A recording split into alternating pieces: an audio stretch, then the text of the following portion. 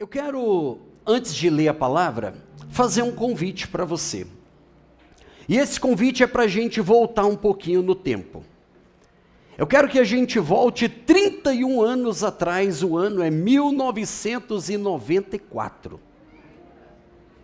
1994. Os que gostam de futebol devem estar pensando, deve ser a Copa. Brasil e Itália. Galvão Bueno naquela narração marcante. Ou nem tanto. O Roberto Baggio vai bater o pênalti. Se ele acertar, segue. Se ele errar, o Brasil é tetra. É tetra. Galvão gritando, né? Mas não é dessa memória que eu quero falar. Embora essa foi maravilhosa. Foi o tetra, Pedro. Brasil venceu a Itália naquele jogo eletrizante. 0-0 no jogo, mas venceu no pênalti. Que jogo foi aquele? Enquanto nós aqui no Brasil celebrávamos o tetra, do outro lado do mundo, uma outra nação também celebrava. O ano é 1994. Agora eu te convido a sair do tetra e ir para a África do Sul. Enquanto o Brasil celebrava o tetra aqui, Maitê, na África do Sul, a população estava em festa. Por quê? Porque eles tinham eleito o seu primeiro presidente, e negro, democraticamente. O nome dele é Nelson Mandela. A história de Nelson Mandela é uma história linda. É uma biografia que vale a pena ler. Eu adoro biografias. Se nós voltarmos de 1994 e dermos alguns passinhos para trás e chegarmos em 1962, a África do Sul está com uma crise política, econômica, social gravíssima. O regime que vigora lá é o apartheid. É um regime que prioriza os brancos em detrimento dos negros. É um regime em que os negros não têm acesso aos mais básicos serviços, aos mais básicos direitos. E um homem se levanta em defesa dos necessitados. Esse homem é Nelson Mandela. E ele se levanta com uma convicção tal que aquele regime, o ano é 1962, aquele regime o prende. E Nelson Mandela, Ellen, ficou preso injustamente de 1962 até 1990. Foram quase 28 anos preso injustamente. Em 90, o regime do apartheid está quase caindo. Está já em declínio. O Nelson Mandela é solto. 4 anos depois, estamos de novo em 94, ele se torna o primeiro presidente negro eleito democraticamente na África do Sul. Quando Nelson Mandela assume, aqueles que foram seus opositores, que mentiram, que humilharam, que o torturaram, que fizeram tantas coisas, ficaram com medo. Porque quem imaginava era totalmente do improvável que um dia aquele homem que estava quase 30 anos preso se tornasse o presidente daquele país. Então aqueles que fizeram tanto mal a ele, a sua família, perseguiram e tal, eles ficaram com medo, porque disseram, agora que ele é o presidente, ele vai nos perseguir, ele vai nos condenar, ele vai, quiçá, nos matar. E o mundo inteiro ficou chocado quando Nelson Mandela assume o mandato e em uma de suas primeiras decisões como presidente foi chamar a maioria daquele governo que tinha feito mal para ele, sentou-os em uma mesa, e essa mesa ficou conhecida como a mesa da reconciliação. E aqueles que foram para aquela reunião, já até se despedindo dos seus familiares, porque acharam que ficariam presos, Nelson Mandela os perdoou e contou com eles para aquilo que ficou conhecido como a maior reconstrução que aquele país já viveu. Isso chocou o mundo. Essa história real, ela é um retrato da graça de Deus.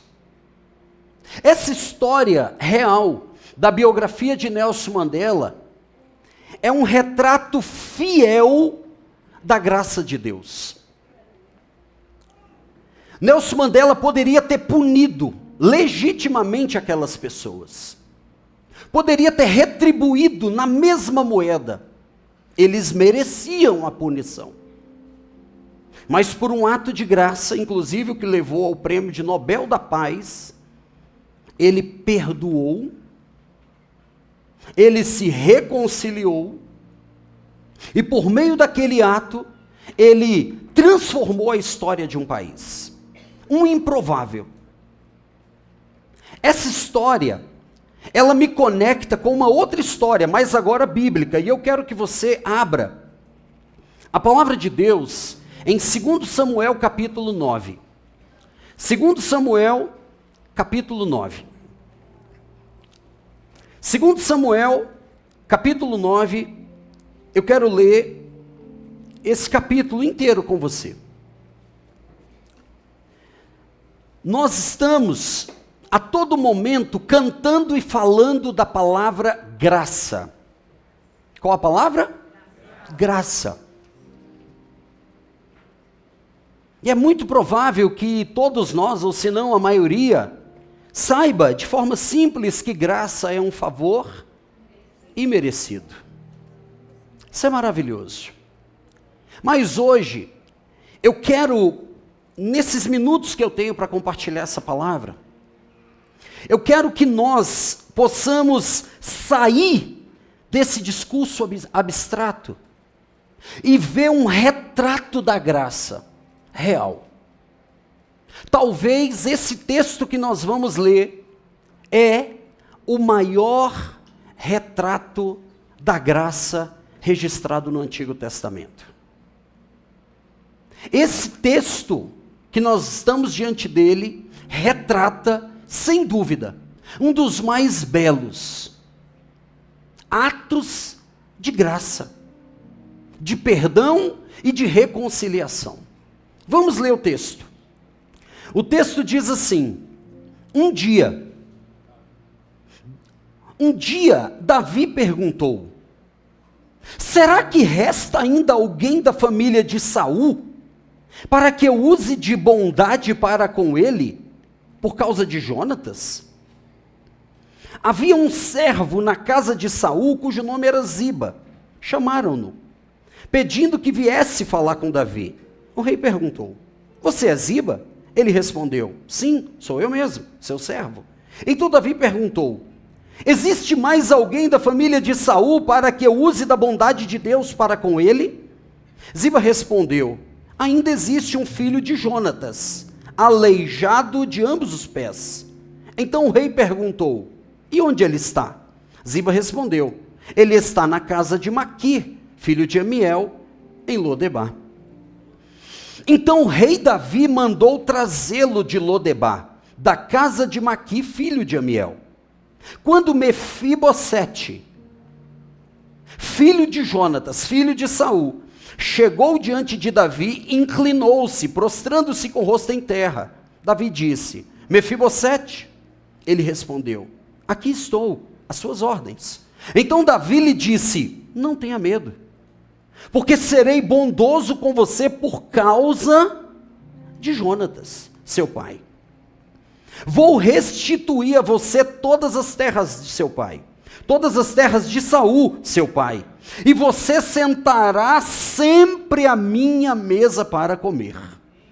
Então Mefibosete se inclinou e disse: quem é este teu servo? Para que o meu senhor tenha olhado para um cão morto como eu? Então Davi chamou Ziba, servo de Saul, e lhe disse: tudo o que pertencia a Saul e a toda a casa dele, eu dei ao neto de seu senhor.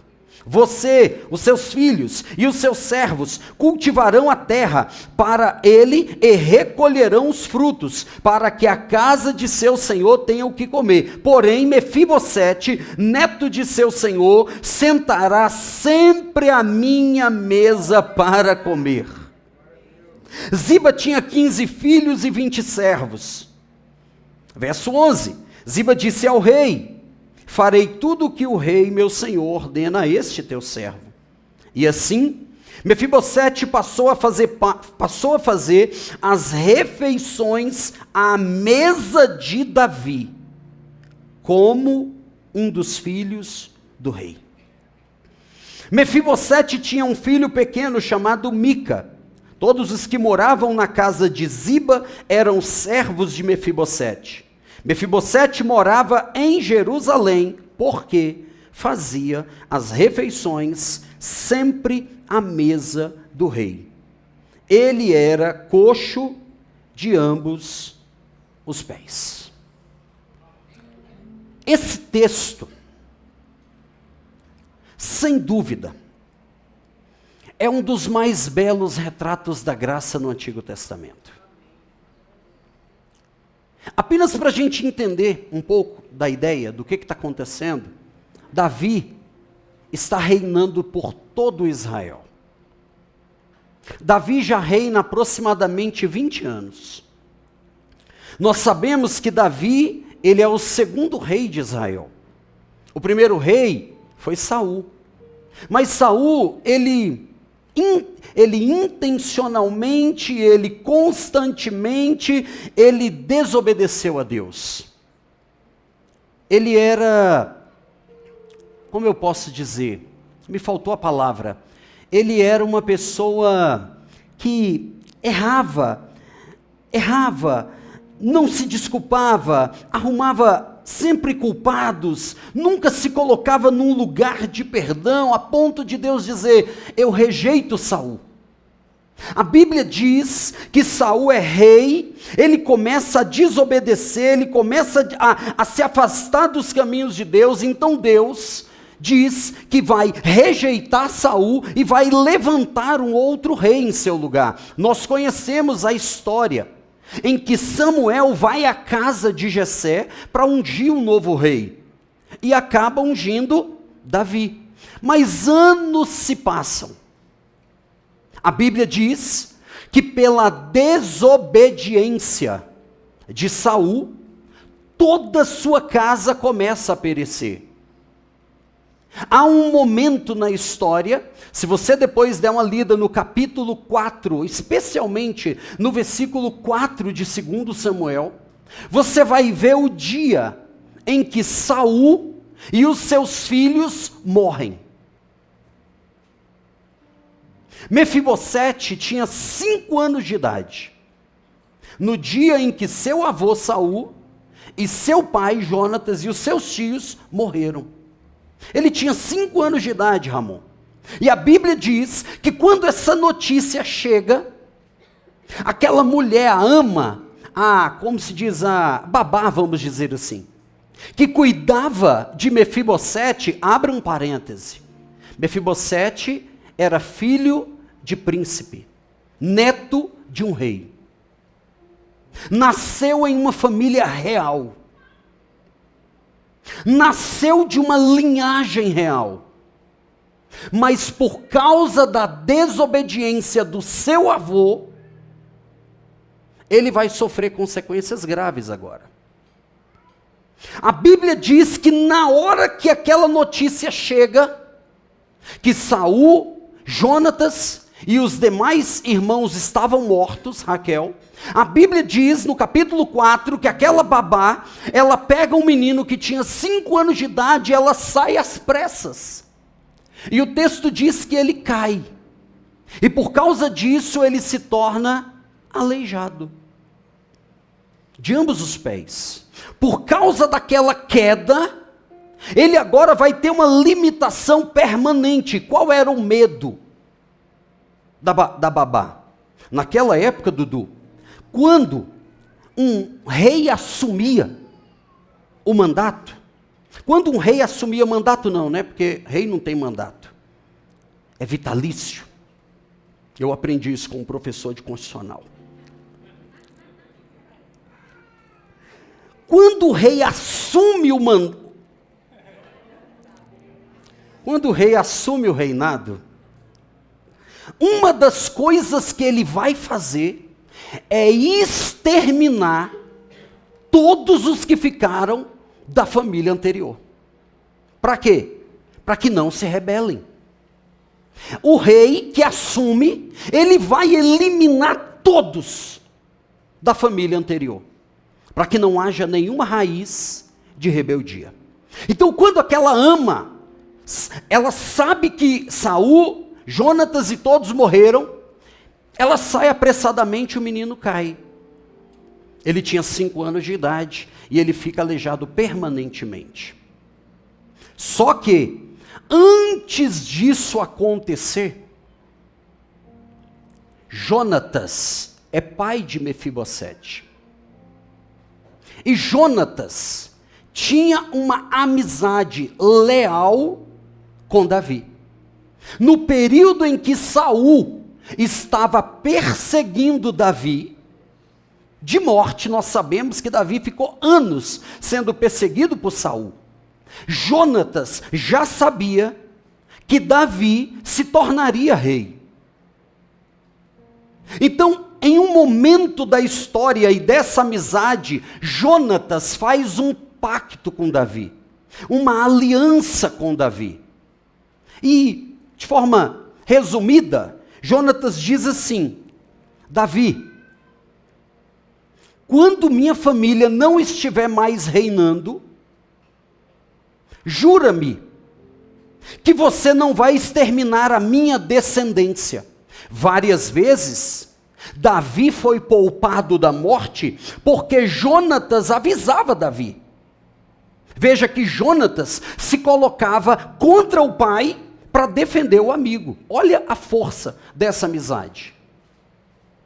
E se eu não me engano, em 1 Samuel 19, 20, capítulo 19, capítulo 20 por ali, você vai ver essa aliança sendo formada. Davi se compromete e ele diz: se eu me tornar rei, e ele iria se tornar, já tinha sido ungido, eu não vou exterminar a sua descendência. Davi se torna rei, 20 anos se passam. O capítulo 9 que nós lemos diz um dia. Um dia. Começa assim, Wilton. Um dia. Irmãos, o nosso Deus é um Deus de aliança. O nosso Deus é um Deus de promessa. Um dia comum, um dia como esse. Um dia, que dia? Sei lá que dia. Um dia. Mas aquele dia, a vida de Mefibosete acordou num lugar de esquecimento, acordou num lugar sem provisão, acordou num lugar de dificuldade, mas o dia dele já está sendo mudado pela providência de Deus e ele sequer sabe. Esse pode ser o nosso dia. Um dia, irmãos, um dia comum. A Bíblia diz que Davi acorda e diz assim, um dia. Davi falou assim: será que existe alguém da casa de Saul para que eu possa fazer bem a ele?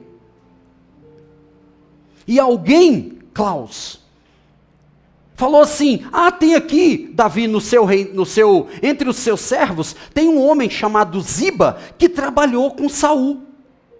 Davi falou: chamem ele. Quando Ziba chega, Davi fala: és tu, Ziba? Ele diz: sim, sou eu. Ele disse: ainda existe alguém da casa de Saul para que eu possa fazer bem a ele? E ele disse: sim, há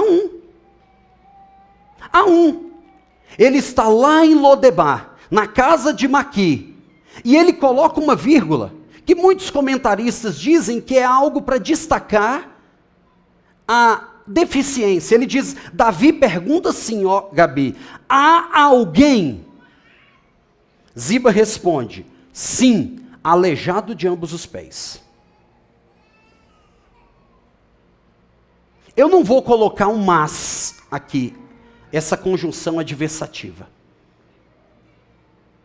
Mas os comentaristas, muitos deles, fazem essa ressalva.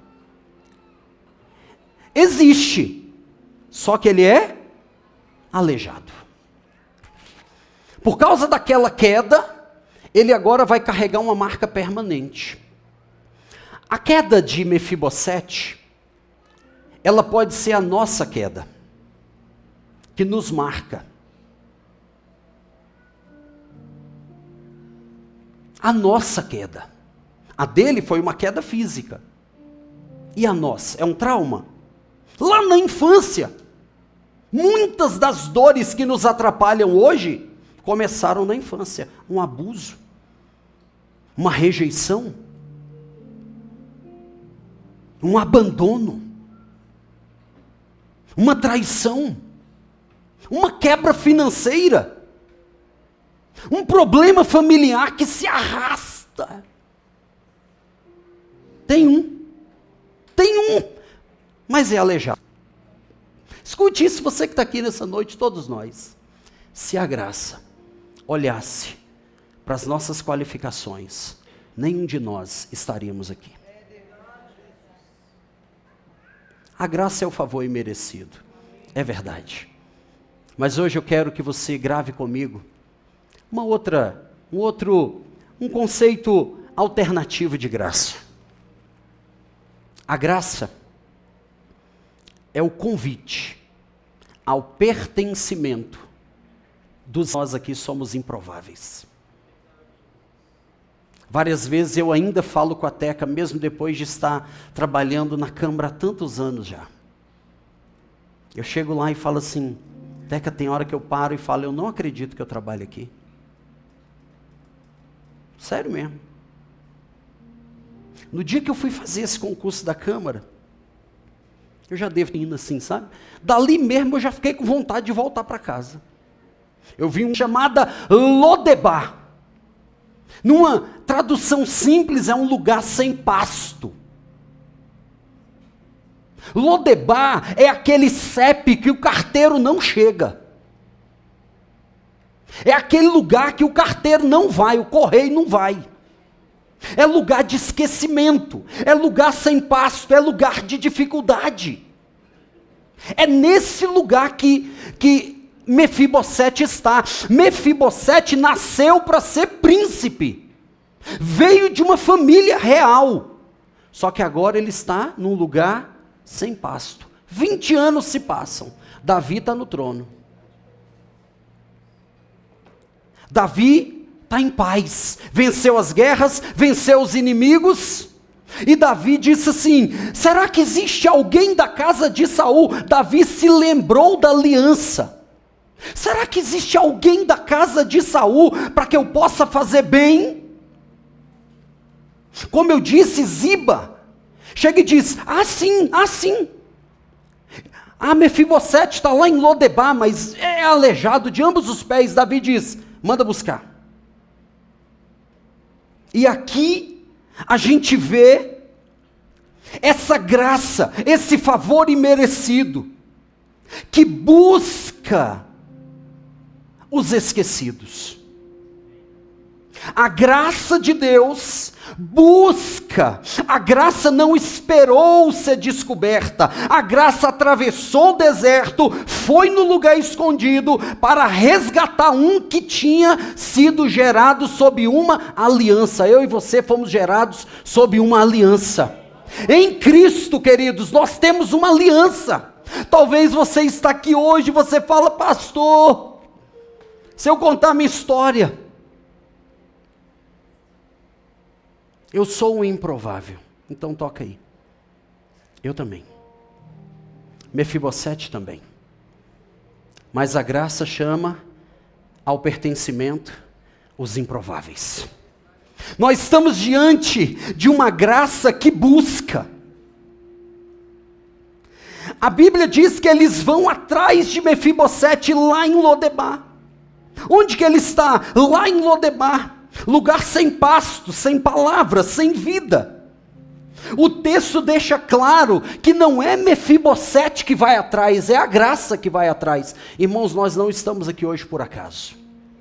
Você não está aqui hoje por acaso. Há uma graça de Deus que está te chamando.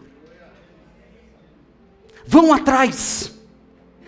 A graça busca os esquecidos. E o texto diz que eles vão até Lodebar.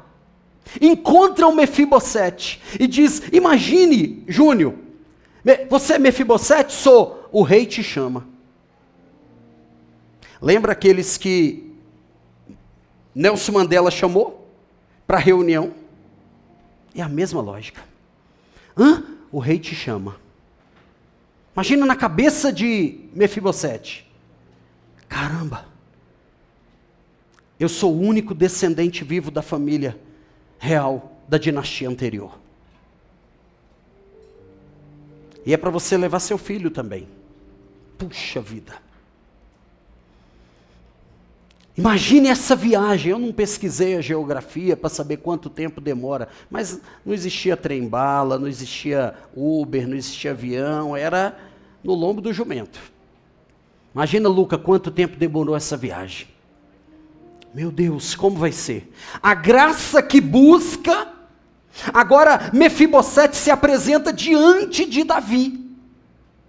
Quando ele se apresenta diante de Davi, isso é lindo, porque o texto diz que quando ele chega, não é Mefibosete que fala com Davi, é Davi que já o chama pelo nome, diz Mefibosete, e Deus te chama e me chama pelo nome, irmãos.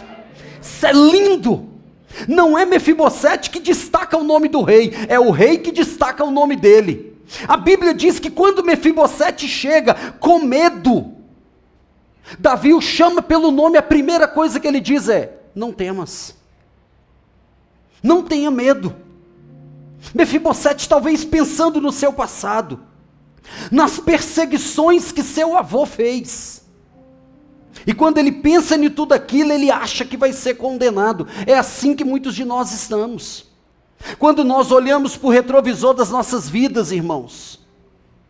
Quando nós olhamos as quedas que tivemos, ou as quedas que geraram em nós, e o nosso inimigo acusando, você não é digno de estar diante de Deus, o rei vai te condenar, o rei vai exterminar você. Ele chega com medo, a ponto de, na hora que Davi fala para ele assim, Mefibosete, e ele diz, sim, ele diz, não temas, eu vou, por causa da aliança que eu fiz com Jonatas, eu vou restituir aquilo que você perdeu.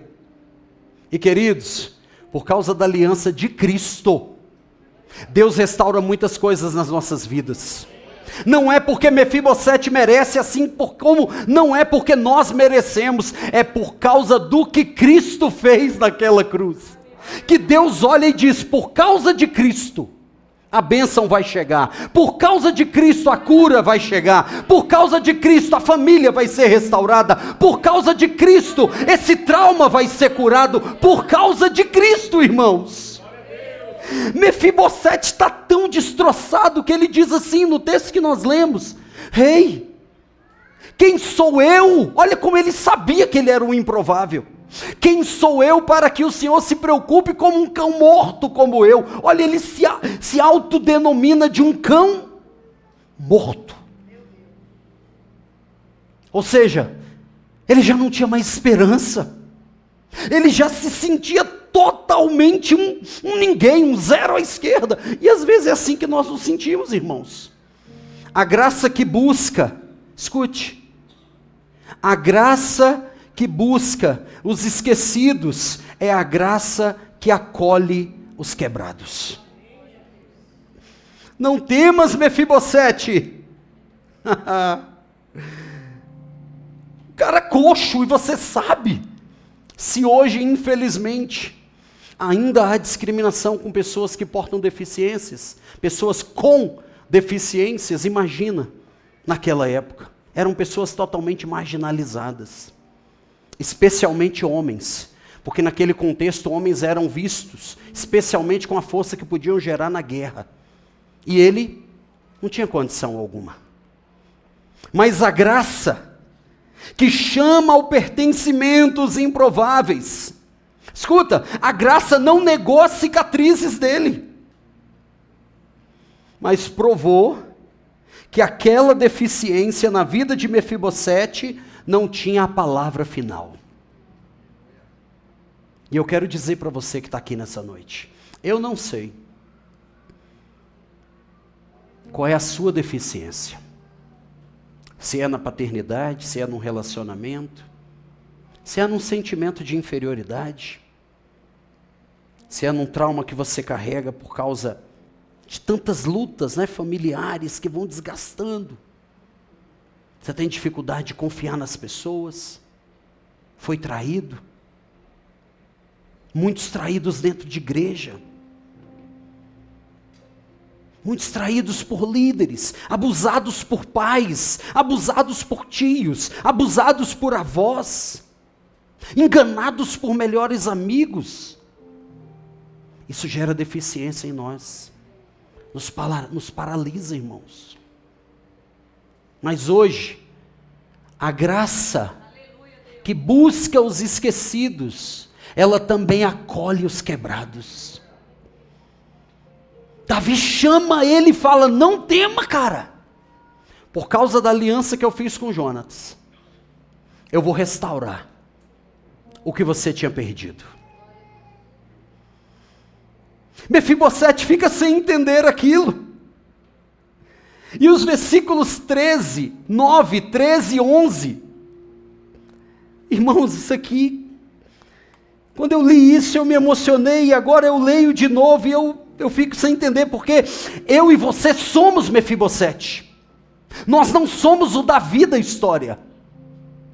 Esse Davi da história aponta para a bondade de Deus, é um tipo de Deus, é um tipo de Cristo. Eu e você somos o Mefibosete da história. E ele diz, Mefibosete, eu vou restituir as terras que eram do seu avô, do seu pai, tudo vai voltar para você. Imagina, só dele não ter morrido, Lili, já era bênção, sim ou não? Só que Davi vai além, porque a graça é abundante. Ele diz assim, Gustavo, e aqui meu filho também, foi bom que foi os dois logo. Ele diz, eu vou restituir. Só que não para por aí. Porque a graça, diga comigo, a graça é o chamado ao pertencimento dos improváveis. Eu esqueci de falar no início, mas eu vou abrir um parênteses só para dizer. Nós estamos há algumas semanas ministrando uma série chamada A Resposta. A primeira ministração dessa série foi sobre perdão, a faxina da alma. A segunda mensagem dessa série foi sobre identidade. Quem nós somos em Cristo. A terceira mensagem dessa série foi sobre propósito. O tema específico, uma vida com propósito. E essa é a quarta e última mensagem dessa série. E essa mensagem é sobre pertencimento. A escandalosa graça que nos chama ao pertencimento. Davi, Japão, diz, eu vou restituir tudo. Só que ele não para por aqui. Se você olhar depois com calma o texto que nós lemos, tem algo que se destaca. Em 13 versículos se destaca 4 vezes. E o que é? Davi diz, Mefibosete, Ziba agora vai ser teu servo. Ziba e toda a sua casa vai servir a você. Só que, olha Dudu que lindo.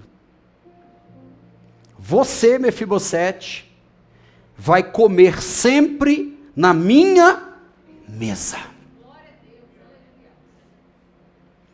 4 vezes Davi fala disso. Em uma delas, pastor Raul, ele diz assim, você, Mefibosete, vai comer a minha mesa como um dos filhos do rei. Opa! Não é comer a minha mesa com os filhos do rei, que já é honra. Sim ou não? Já é uma honra. Porque quem pode sentar junto do rei? Mas Ellen, ele não apenas diz que vai sentar com os filhos, ele diz que vai sentar como um filho. Você está entendendo isso? A graça que busca os esquecidos, que acolhe os quebrados, agora a graça que adota como filho. Ah, irmãos, eu disse para você que eu e você somos o Mefibosete da história, porque todos nós fomos adotados. Nós fomos adotados por Deus. Nós fomos adotados. Davi disse: você vai sentar à mesa como um filho. Pensa, irmãos, isso. Essa graça é escandalosa. E hoje, eu estava orando mais cedo e pensando nessa palavra. É muito bom, irmãos, quando nós recebemos uma palavra de vitória, e eu acredito nisso, uma palavra de fé, uma palavra de impulsionamento, e isso é maravilhoso. Mas essa palavra de fé, de vitória, de impulsionamento, se ela não encontrar um coração curado pela graça, ela se perde. Nós já recebemos muitas palavras de vitória. Mas lá dentro, quando a gente coloca a cabeça no travesseiro, as feridas gritam mais alto. A gente está rindo, gritando, colocando no Instagram, e no Facebook, e no Orkut, e não sei o quê. É Japão, é do Orkut, né, Japão? Só que, irmãos, nessa noite, o chamado de Deus é um chamado de cura e pertencimento. Como está a sua vida? Como está a sua vida? O texto termina, e eu também vou terminar. No versículo 13, coloca aqui para mim, por favor. 2 Samuel, capítulo 9, versículo 13. O texto termina dessa forma. Mefibosete morava onde? Era em Lodebar?